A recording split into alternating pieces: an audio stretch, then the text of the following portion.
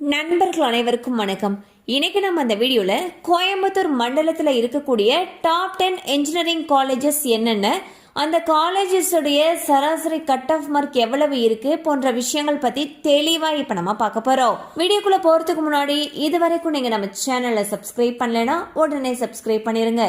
அப்படியே பக்கத்தில் இருக்கக்கூடிய பெல் பட்டனையும் கிளிக் பண்ணிருங்க. அப்பதான் நாங்க போடக்கூடிய அனைத்து பயனுள்ள தகவல்களும் உங்களை கரெக்ட் டைம்க்கு ரீச் ஆகும். இப்போ வாங்க வீடியோக்குள்ள போலாம். +2 மாணவர்கள் அவங்களுடைய பொது தேர்வை கம்ப்ளீட் பண்ணிருப்பாங்க. அடுத்து என்ன பண்ணலாம் அப்படிங்கிற கேள்வி +2 முடிச்ச மாணவர்களுக்கும் சரி அவங்களுடைய பெற்றோர்களுக்கும் சரி ஆர்வமா எழுந்திருக்கும். அந்த வகையில இன்ஜினியரிங் போகணும்னு நினைக்கிறவங்க எந்த காலேஜஸ் சூஸ் பண்றது, அந்த காலேஜ்ல சேர்றதுக்கு எவ்வளவு கட் ஆஃப் மார்க் இருக்கணும், இந்த மாதிரியான பல கேள்விகள் அவங்களுக்குள்ள எழுந்திருக்கும். அதுக்காக அவங்களுக்கு உதவும் பொருட்டு நம்ம இன்னைக்கு என்னென்ன டாப் காலேஜஸ் கோவை மண்டலத்துல இருக்கு, அந்த காலேஜ்ல சேர்றதுக்கு எவ்வளவு கட் ஆஃப் மார்க் தேவை போன்ற விவரங்கள் பத்தி இப்ப நம்ம தெளிவா பார்க்க போறோம். தமிழகத்தை பொறுத்த வரைக்கும் பொறியியல் படிப்புகளுக்கான ஆர்வம் பாத்தீங்கன்னா தொடர்ந்து அதிகரிச்சுக்கிட்டே தான் போயிட்டு இருக்கு.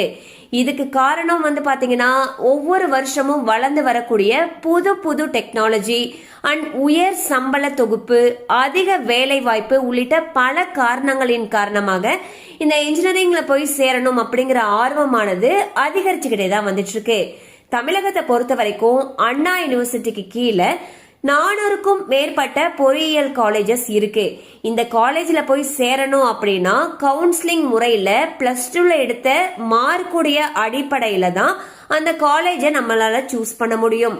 என்னதான் 400க்கும் மேல காலேஜஸ் இருந்தாலுமே ஒரு நல்ல காலேஜ்ல போய் படிக்கிறப்பதான் அதிக அந்த சேலரி பேக்கேஜ் இருக்கக்கூடிய ஒரு நல்ல கம்பெனில செலக்ட் ஆயிட்டு நம்ம வேலைக்கு போகக்கூடிய ஒரு சூழல் உருவாக கூடும்னு சொல்லிட்டு நிபுணர்கள் சொல்றாங்க.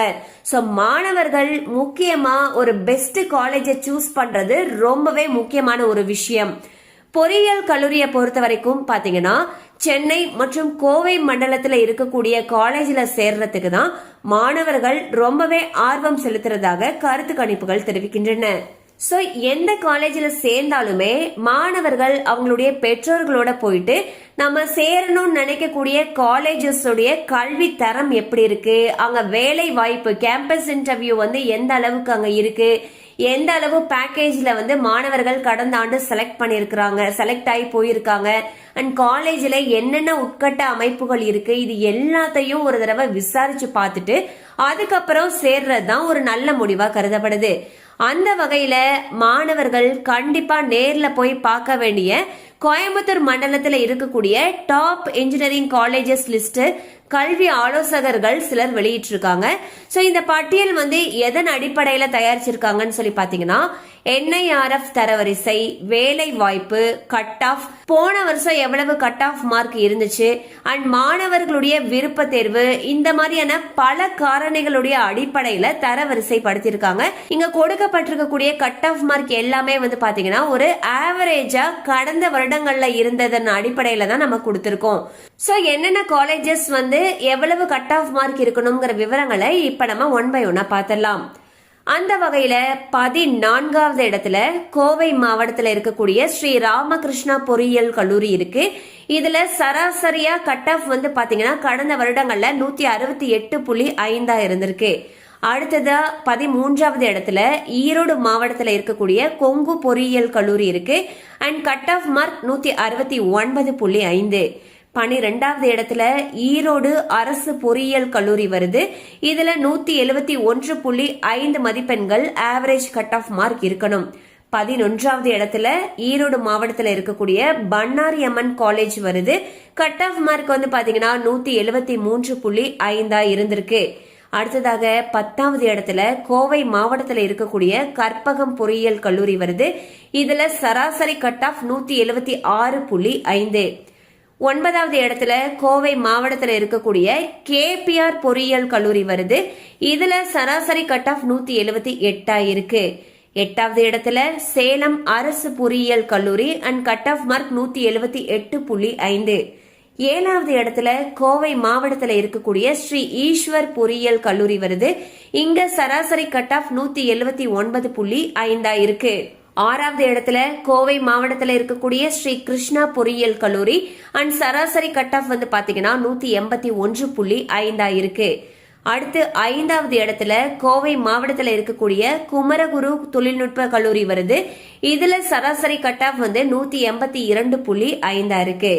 4வது இடத்துல கோவை அரசு பொறியியல் கல்லூரி வருது. 183.5 மார்க் வந்து கட் ஆஃப் மார்க் இருக்கணும்னு சொல்லப்படுது. 3வது இடத்துல கோவை மாவட்டத்தில் இருக்கக்கூடிய PSG தொழில்நுட்ப கல்லூரி ஹைடெக் வருது. இதுல 188.5 மார்க் வந்து கட் ஆஃப் மார்க் இருக்கணும்னு சொல்றாங்க. 2வது இடத்துல கோவை மாவட்டத்தில் இருக்கக்கூடிய Kovai institute of technology college வருது. இதுல 189.5 மதிப்பெண்கள் கட் ஆஃப் மார்க்கா இருக்கணும். 1வது இடத்துல கோவை மாவட்டத்தில் இருக்கக்கூடிய PSG தொழில்நுட்ப கல்லூரி வருது அண்ட் கட் ஆஃப் 191.5 இருக்கணும்னு சொல்லப்படுது.